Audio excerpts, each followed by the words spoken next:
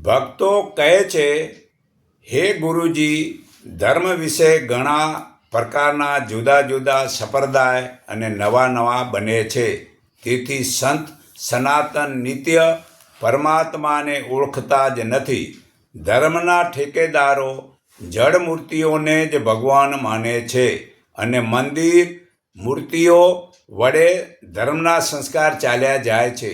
અને જેણે જડ પદાર્થને સત્ય માને છે તેનો લક્ષ્ય તે જડ પદાર્થમાં જ રહે છે, પણ તે જડ પદાર્થમાં સુખ નથી.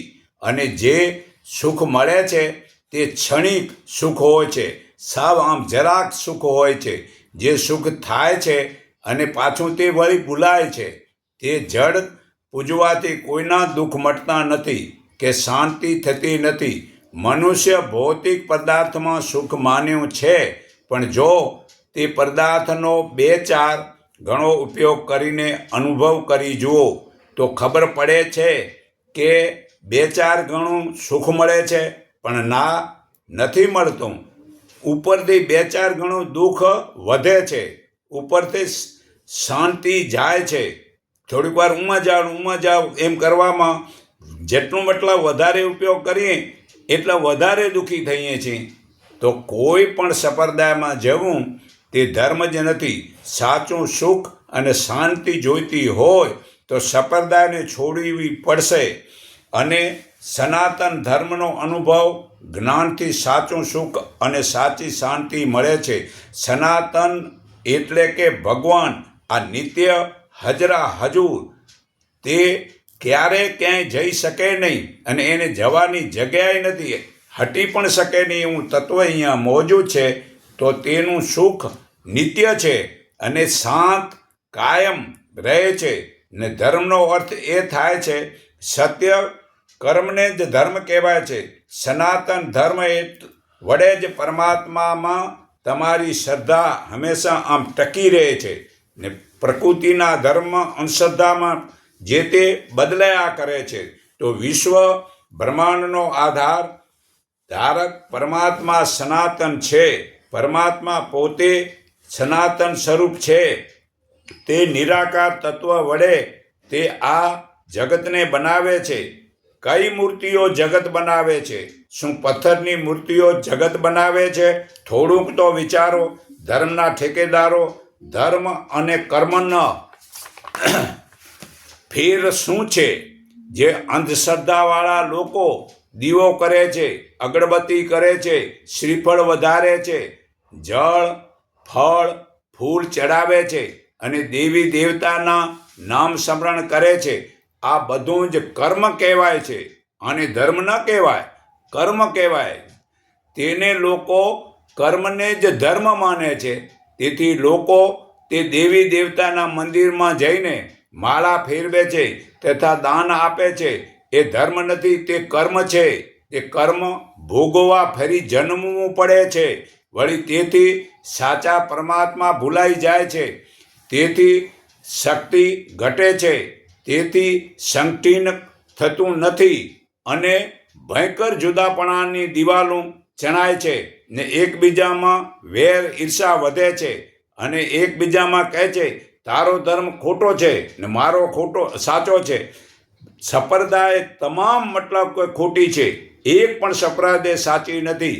પરમાત્માને પ્રચાર કરવો કે પરમાત્મા નિરાકાર છે એને ઓળખો, એ જ સાચું છે. જ્યાં સુધી સંપ્રદાયમાં જો છો તો જુદાપણાની દિવાલોનું દૂર કરવાનો ઉપાય માત્ર દૂર કરવાનો ઉપાય માત્ર એક જ સનાતન ધર્મ. જ્ઞાન અનુભવે છે ત્યારે વર્ણનો ભેદ મટી જાય છે, જાતિ ભેદ મટી જાય છે, ઈષ્ટદેવ ભેદ મટી જાય છે, સંપ્રદાય ભેદ મટી જાય છે, ગુરુ શિષ્ય ભેદ મટી જાય છે, સર્વ ભેદો મટી જાય છે. એક જ સનાતન ધર્મ પાલન કરવાથી બધા પ્રકારના ભેદો મટે છે. આ ગીતા અધ્યાય 5 શ્લોક 18-19માં તે જ્ઞાનમાં જેમનું મન એક સમાન ભાવે સ્થિર થયું છે, જેનું પાપ છૂટી ગયું છે, તે જન્મ મૃત્યુના બંધનથી મુક્ત થઈ જાય છે. તેવા જ્ઞાનીઓ બ્રાહ્મણમાં, ગાયમાં, કૂતરામાં તથા હરિજન, ભંગી, કોલી, ચંડાળમાં પણ સમાન ભાવની દ્રષ્ટિ રાખે છે. તે અહીં જ જન્મ મરણરૂપી સંસારને જીત્યો છે. કારણ કે સનાતન પ્રભુ ભગવાન નિર્દોષ છે અને સમાન છે. તેથી સમદર્શી મનુષ્ય પરમાત્મામાં જ સ્થિર રહેલો છે. તો સનાતન ધર્મમાં સર્વે લય પામે છે. એ સનાતન ધર્મ અનુભવ સંત શ્રી રોહિદાસ પાસેથી મીરાબાઈને થયો હતો. ત્યારે શ્રી મીરાબાઈએ સારથીને કહ્યું કે સાખી, હે એ ભાઈ રથને પાછો વાળ, એ ગટમાં બેઠો ગળનારો. અને સંત રોહિદાસે શાન બતાવી, એ સાહેબ ખેલે છે ચોધારો. એ મીરાબાઈને જ્યારે મતલબ કે આ રોહિદાસે જ્ઞાન આપ્યું તો એને કહી દીધું કે ભાઈ આ રથને પાછો વાળ, આ ઘટમાં બેઠો છે ઘડનારો. આમ રોહિદાસના જ્ઞાન વડે તે ચોધારો અહીંયા ફરે છે. તો નાથ તુમ જાનત હો સબ ઘટકી, મીરા ભક્તિ કરે પ્રગટ કી. નહીં મેં પિયર સાસરે, નહીં પિપાજી કે સાથ. મીરાને ગોવિંદ મળ્યો જબ મળ્યા રોહિદાસ સંત. તો સનાતન ધર્મનું જ્ઞાન મીરાબાઈને થયું કે આર પાર જ્ઞાનનો અનુભવ થયો હતો કે મીરાબાઈએ મૂર્તિ પૂજવાનું છોડી દીધું હતું. સનાતન તો અનાદિ ધર્મ છે, કોઈ માણસનો બનાવેલો નથી. સનાતન અખંડ અનાદિ ધર્મનો સાર આત્મા સાત્કાર છે. શ્રી સદગુરુ જીવતા પાસેથી જ્ઞાનનો અનુભવ લક્ષ્ય પ્રાપ્ત થઈ શકે છે. એ સનાતન આત્મા પોતે જ છે. આ ગીતા અધ્યાય 2:24 વાંચો. તે કપાય નહીં, ભીંજાય નહીં, બળે નહીં ને પવનથી સુકાય નહીં. તે પરમાત્મા સનાતન છે. આ ગીતા અધ્યાય 2:24 તમે વાંચી જુઓ તો સનાતન ધર્મનું જ્ઞાન પ્રકાશના વડે મોજ છોડીને સ્વતંત્ર બની શુદ્ધ ચેતન પરમાત્મા સ્વરૂપમાં સ્થિર થવું છે. અને સનાતન ધર્મ એ નામ મંત્ર કે સંપ્રદાય નથી, પરંતુ એ આધ્યાત્મિક સાત્કાર છે. તે સનાતન ધર્મને જાણવાથી મંત્ર શબ્દની જરૂર રહેતી નથી. સર્વે વાણીથી પાર થાય છે, ચારે વાણીથી પર થઈ જાય છે. પરા પછતી મધ્યમને વેખરી. તો પરાનું સ્થાન નાભીમાં છે, પરા પછતનું સ્થાન હૃદયમાં છે, મધ્યમનું સ્થાન કંઠમાં છે ને આ વેખરી હોઠેથી બોલે છે. તો આ ચારે વાણીની પાર 52ની બહાર જવું છે. તો સનાતન લોકો આ જ્ઞાનવાન હોય છે, તે શીલવાન હોય છે અને સત્યવાદી હોય છે. સનાતન ધર્મનો સિદ્ધાંત છે કે પવિત્રતા અને એકતાનો પાયો જ ધર્મ છે. સર્વે ધર્મો સનાતન ધર્મ સમાઈ જાય છે. આપણે કેવળ ધર્મને શબ્દને જ સમજીએ છીએ, પણ શબ્દ જડ છે. તે ધર્મમાં સમાવેશ કેવી રીતે થાય? થોડુંક તો વિચારો. સનાતન પ્રભુને કોઈક વિરલા જ અનુભવી શકે છે. હજારો મનુષ્યમાં કોઈક જ સિદ્ધિ માટે પ્રયત્ન કરે છે અને પ્રયત્ન કરતા સિદ્ધિઓમાં પણ કોઈક જ સનાતન પ્રભુને જાણે છે. આ ગીતા અધ્યાય 7:3 પુરાવો છે. તો શ્રી કૃષ્ણ ભગવાને અર્જુનને કહ્યું, દેવી દેવતાના સર્વે ધર્મ છોડીને તું મારા એકના શરણે આવ, હું તને સર્વ પાપથી છોડાવીશ. તું મોહ શોક ન કર.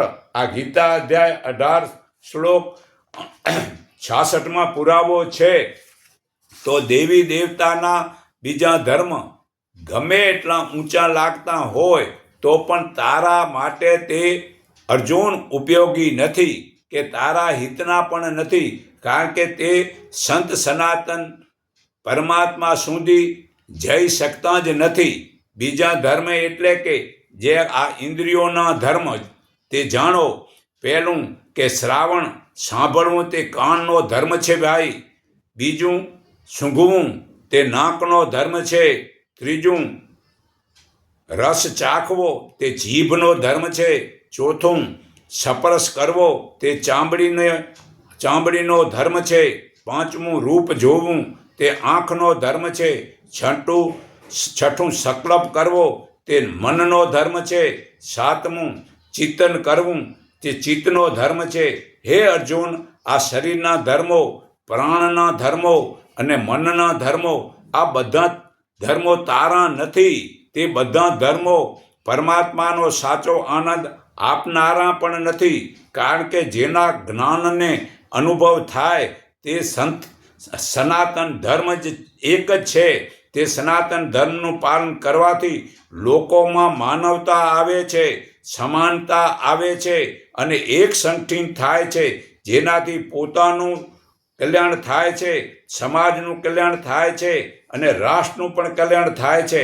આ સનાતન ધર્મ પાલન અતિ થોડુંક કરેલ હોય તે પણ મનુષ્ય જન્મ મરણના ભયથી આમ ઉઘરી જાય છે, આમ તરી જાય છે. આ ગીતા અધ્યાય 2 શ્લોક 40 પુરાવો છે.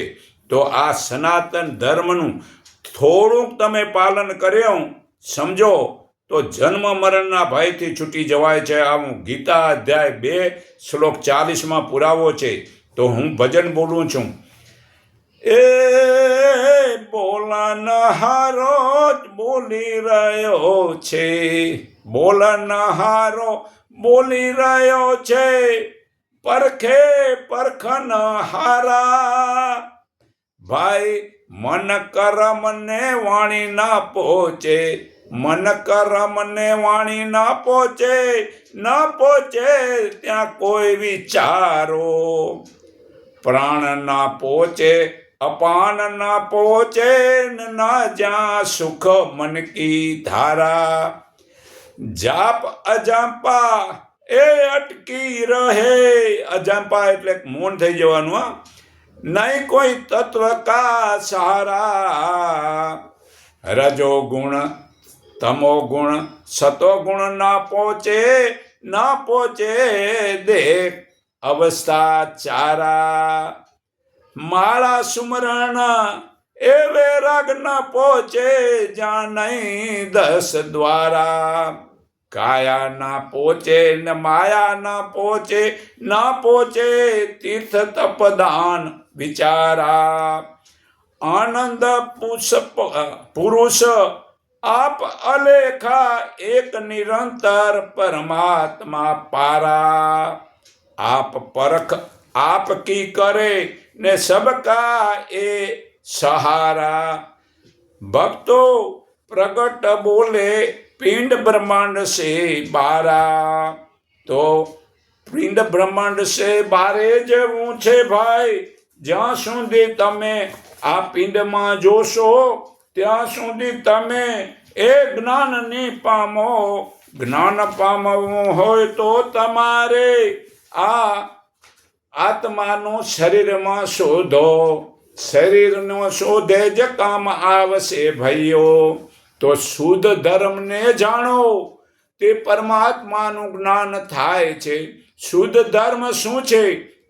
વાણીના કર્મ, શરીરના કર્મ, આજીવિકા, માનસિક સ્વાસ્થ્યનો અભ્યાસ, જાગૃતિનો અભ્યાસ, એકાગ્રતાનો અભ્યાસ શુદ્ધ હોય અને માનસિક ચિંતન અને જીવન જગત પ્રત્યેનો દૃષ્ટિકોણ પણ શુદ્ધ હોય, તે જ શુદ્ધ ધર્મ કહેવાય છે. જેના 4 નિયમ છે.